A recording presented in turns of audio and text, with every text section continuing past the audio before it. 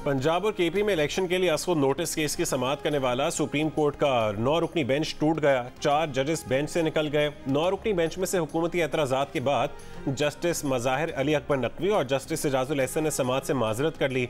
Justice अतर मिनल्ला और justice Yahya Afridi ने इख्तिलाफी note के साथ बेंच में रहने का इख्तियार चीफ जस्टिस पर छोड़ दिया। चीफ जस्टिस ने करार दिया कि अब बाकी रह जाने वाला 5 रुकनी बेंच ही केस की समाअत करेगा। चीफ जस्टिस पाकिस्तान ने कहा कि केस अब सिर्फ इसी सवाल पर चल रहा है कि इंतखाबात की तारीख देना किसका इख्तियार है। अगर इंतखाबात के लिए हालात साजगार नहीं तो उसकी वजूहात बताई जाएं।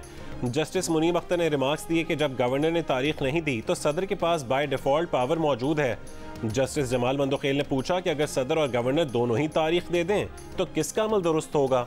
जस्टिस मुनीब अख्तर ने कहा कि गवर्नर असेंबली तहलील करके तारीख ना दे तो अदालत हुक्म दे सकती है।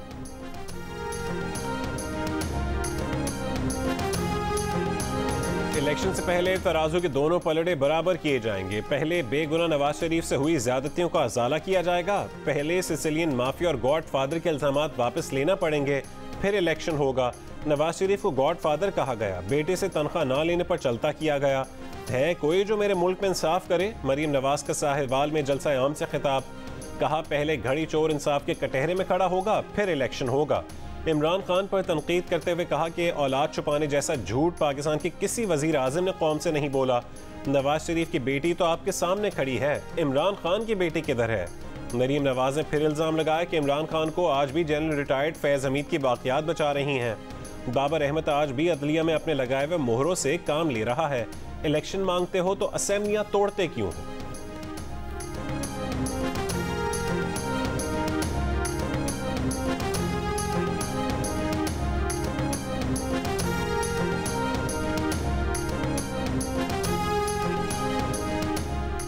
तहरीक इंसाफ की जेल भरो तहरीक का छठा दिन। सरगोदा में सिर्फ 30 अफराद ने गिरफ्तारी दी।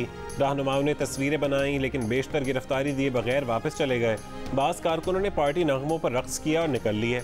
गिरफ्तारी न देने की अली मीन गंडापुर की निराली मंतक। बोले महंगाई है, कैदियों को खिलाने को कुछ नहीं। 1 लाख मजीद कैद हुए तो मजीद हालत खराब होगी। Lieutenant general retired Amjad Shoaib के खिलाफ इदारों को बगावत पर उकसाने का केस। सेशन कोर्ट इस्लामाबाद ने अमजद शुएब को 3 रोज़ा जिस्मानी रिमांड पर पुलिस के हवाले कर दिया।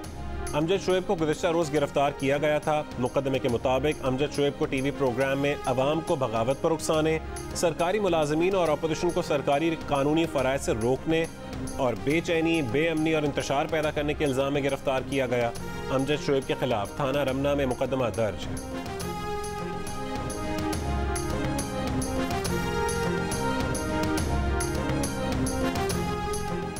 सुप्रीम कोर्ट असेंबलियां टूटने की कानूनी हैसियत के सवाल को नज़रअंदाज नहीं कर सकती। चीफ जस्टिस का तहरीर हुक्म उस हुक्म से मुख्तलिफ है जो उन्होंने दौरान समाअत लिखवाया था। जस्टिस अतर मिनल्लाह का इजाफी नोट। जस्टिस अतर मिनल्लाह ने कहा कि सूबाई असेंबलियों के इलेक्शन का मामला सुनने से पहले असेंबलियां टूटने की कानूनी हैसियत का तयन किया जाना ज़रूरी है। जस्टिस अतर मिनल्लाह ने असेंबलियां टूटने पर 3 सवालात उठाए थे। क्या वज़ीर आला का असेंबली तोड़ने का इख्तियार जायज़ आइनी वजूहात का तकाजा नहीं करता? वज़ीर आला का असेंबली तोड़ने का इख्तियार अपनी आज़ादाना राय पर है या किसी और के कहने पर? अगर वज़ीर आला की सिफारिश किसी भी वजह से गैर आइनी साबित होती है तो क्या असेंबली बहाल हो सकती है? जस्टिस अतर ने मजीद कहा कि इलेक्शन की तारीख पर हाई कोर्ट के फैसले से पहले सुप्रीम कोर्ट का केस सुनना कबल अज़ वक्त है। आइन की तशरीह और खिलाफ वर्जी का ये मामला फुल कोर्ट को सुनना चाहिए और अज़ खुद नोटिस की आइनी शक की तशरीह भी ज़रूरी है।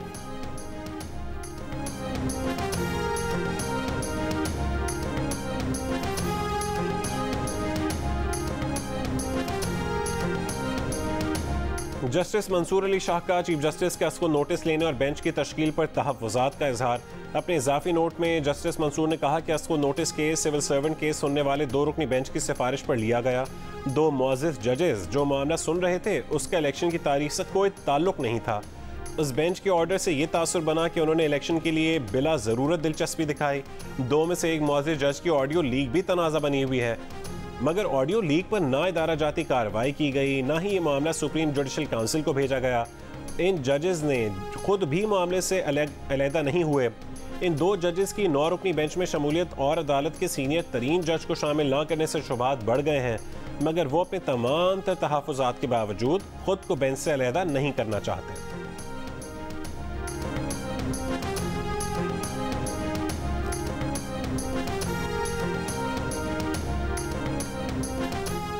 इलेक्शन की तारीख के मामले पर हाई कोर्ट्स के फैसले से पहले अस को नोटिस लेना मुनासिब है।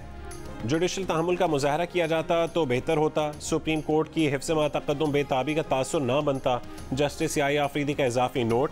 जस्टिस याहिया अफरीदी ने कहा कि सुप्रीम कोर्ट का अस को नोटिस हाई कोर्ट के आईनी दायर इख्तियार को मुतासिर करता है।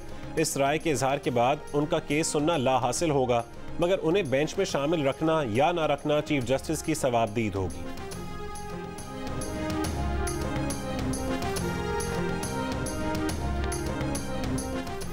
जस्टिस जमाल मंदोखेल का भी असखुद नोटिस लेने और दो साथी जजेस की तरफ से असखुद नोटिस लेने की सिफारिश पर तहफ़्फ़ुज़ात का इजहार। अपने इजाफी नोट में जस्टिस जमाल ने कहा है कि जस्टिस एजाजुल एहसन और जस्टिस मज़ाहिर नकवी ने गुलाम महमूद डोगर केस का फरीक ना होने के बावजूद चीफ इलेक्शन कमिश्नर को तलब किया। केस का इलेक्शन से कोई ताल्लुक ना होने के बावजूद चीफ इलेक्शन कमिश्नर से पंजाब असेंबली के इलेक्शन का पूछा और उनके जवाब को देखे बगैर ही चीफ जस्टिस को असको नोटिस लेने की सिफारिश कर दी। चीफ जस्टिस का उसको नोटिस लेना मुनासिब नहीं था। दोनों जज इलेक्शन 90 दिन में लाजमन होने का नोट लिखकर और चीफ जस्टिस उनकी तायीद करके अपना फैसला दे चुके। अब इन तीनों का ये मामला सुनना आर्टिकल 10A की खिलाफ वर्जी है। जस्टिस जमाल का ये भी कहना था कि गुलाम महमूद डोगर के वकील आबिद जुबैरी के साबिक वजीर आला से गुफ्तगू पर मबनी रिकॉर्डिंग इंतहाई संगीन मामला है। साबिक चेयरमैन सेनेट माहिर कानून वसीम सज्जाद ने कहा है कि सुप्रीम कोर्ट के 9 रुकनी बेंच का टूटना नेक शगुन नहीं। 5 रुकनी बेंच का जो भी फैसला आएगा वो सियासी लिहाज से मुतनाज़ होगा। प्रोग्राम कैपिटल टॉक में सदर Islamabad high court bar Naveed हयात ने कहा है कि बेंच टूटने के बाद जो भी फैसला आएगा वो सियासी लिहाज से खतरनाक फैसला होगा। लाहौर हाई कोर्ट बार के सदर इश्तियाक अहमद खान ने कहा है कि 9 रुकनी बेंच पर एतराज़ सोची समझी साजिश के तहत किया गया था। 5 रुकनी बेंच के फैसले पर भी सियासी जमातें एतराज़ करेंगी।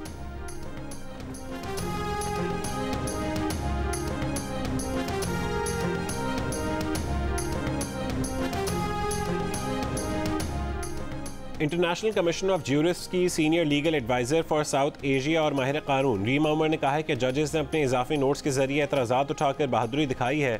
इसके नताइज भी हो सकते हैं। हो सकता है कि आइंदा अहम बेंचेस में उनकी शमूलियत ना हो। आज़ाद अदलिया का एक अहम पहलू ये भी है कि वह अंदरूनी मुदाखलत और असर व रसूख से भी आज़ाद होनी चाहिए। प्रोग्राम आज शाहज़ेब खानज़ादे के साथ में गुफ्तगू। कहा जजेस के इजाफी नोट से चीफ जस्टिस के सवाबदीदी इख्तियारात पर भी सवाल उठ रहे हैं। आलमी मयार बिल्कुल वाज़े है कि बेंच बनाने के बड़े गहरे असरात होते हैं, इसीलिए सवाबदीदी इख्तियार फ़र्द वाहिद को नहीं दिया जा सकता।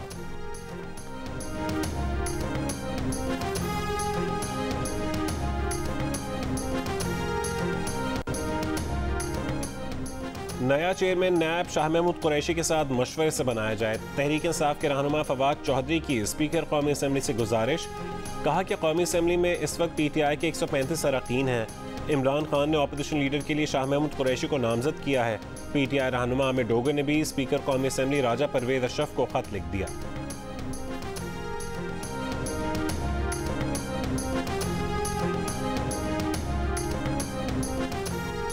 नवाज शरीफ आए तो मरीम नवाज की तरह मेरिट पर उनका भी फैसला होगा। हमें भी लेवल प्लेइंग फील्ड देनी पड़ेगी। वज़ीर आज़म के मुआविन खुसूसी अता तारड़ की जियो न्यूज़ के प्रोग्राम आज शाहज़ेब खानज़ादे के साथ में गुफ्तगू। कहा कि जस्टिस फाइज ईसा की बारी आए तो उनकी अहलिया को कटहरे में खड़ा कर दिया जाता है, लेकिन एक और जज से मुतालिक रेफरेंस आने के बाद भी एहतसाब नहीं किया जा रहा। अता तारड़ ने कहा कि शहजाद अकबर मुल्क में नहीं, अल्लाह करे कि वो वापस आए। आहद चीमा के बच्चे पूछते हैं कि उन्हें कैद क्यों किया था। अमजद शोएब की गुफ्तगू में रेड लाइन क्रॉस हुई। आगे कोर्ट तय करेगी कि क्या फैसला करना है। इमरान खान के खिलाफ इस्लामाबाद की अदालतों में आज 4 मुख्तलिफ केसेस की समाअत होगी। चेयरमैन PTI सदाद दहशतगर्दी अदालत और बैंकिंग कोर्ट समेत सेशन अदालत के 2 केसेस में पेश होंगे। चेयरमैन तहरीक इंसाफ इमरान खान की इस्लामाबाद रवानगी प्रोग्राम तब्दील। इमरान खान तैयारी के बजाय सुबह मोटरवे से इस्लामाबाद रवाना होंगे।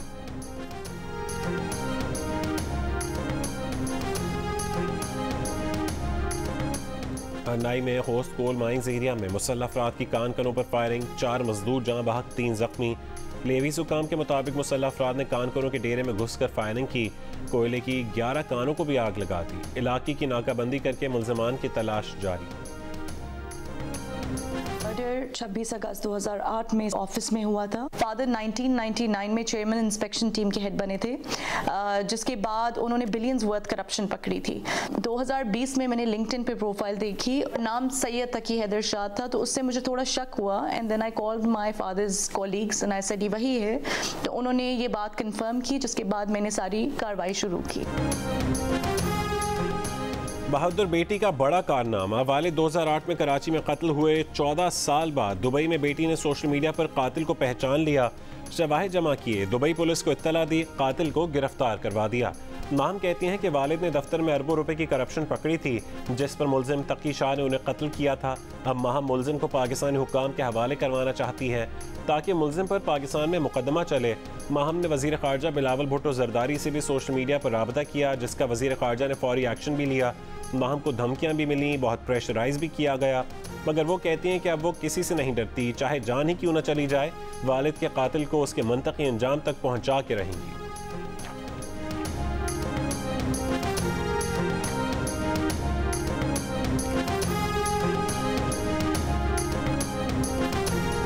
मुत्तहिदा अरब अमारात हुकूमत ने बच्चों के क़वानीन की खिलाफ वर्जी करने वाले वालिदैन के खिलाफ कार्रवाई का फैसला कर लिया। कौंसल जनरल ने जियो न्यूज़ से खुसूसी बातचीत करते हुए कहा है कि UAE के क़वानीन की खिलाफ वर्जी हो रही है।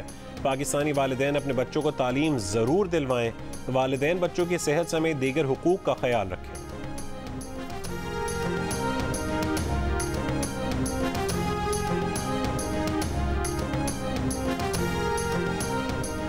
इटली के क्लाब्रिया साहिल के करीब कश्ती डूबने के वाक़े में 16 पाकिस्तानी को रेस्क्यू कर लिया गया।